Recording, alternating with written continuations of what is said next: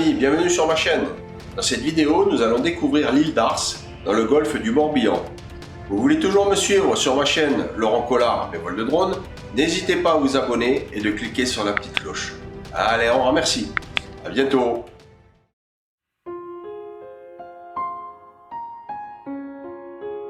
Petite sœur de l'île aux Moines, Ars demeure une île sauvage idéale pour la pratique de la voile. Le sentier côtier permet d'en faire le tour à pied.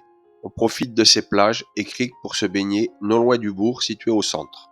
L'île d'Ars, surnommée l'île au capitaine, est la bien-aimée des marins au long cours. Véritable havre de paix au cœur du golfe du Morbihan, l'île s'étend sur 4 km de long et 3 km de large. Elle présente une côte dentelée qui abrite de nombreuses criques propices à la baignade. Moins escarpée que sa voisine l'île aux Moines, il est plus facile d'en faire le tour à pied. Le sentier côtier de 17 km offre de nombreux panoramas sur la petite mer et les îles du golfe du Morbihan qui l'entourent. Plus bas, au sud-ouest de l'île d'Ars, la pointe de Brouel fait face à sa voisine, l'île aux Moines, dont la pointe porte le même nom. Les deux extrémités, éloignées de 600 mètres, nous rappellent que ces îles étaient liées par un isthme 4000 ans avant notre ère.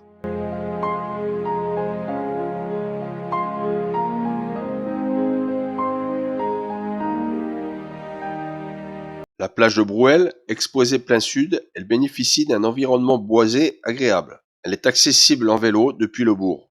Petit plus, vous pourrez vous baigner même à marée basse.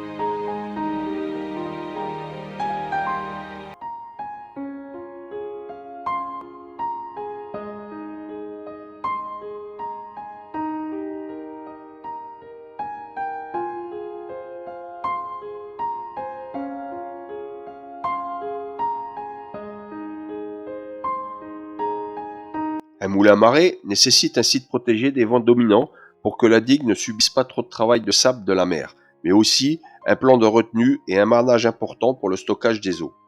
Le golfe du Morbihan constitue un endroit idéal pour cette installation.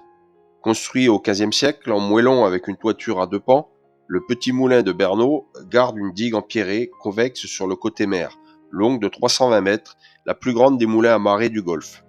Il a servi à la fabrication de farine sur l'île jusque dans les années 1910. Abandonné, puis restauré grâce à la constitution d'une association de passionnés, le moulin a été remis en état de marche. Ils ne sont plus que deux en Bretagne avec celui de l'île de Bréhat à pouvoir fonctionner encore grâce aux marées.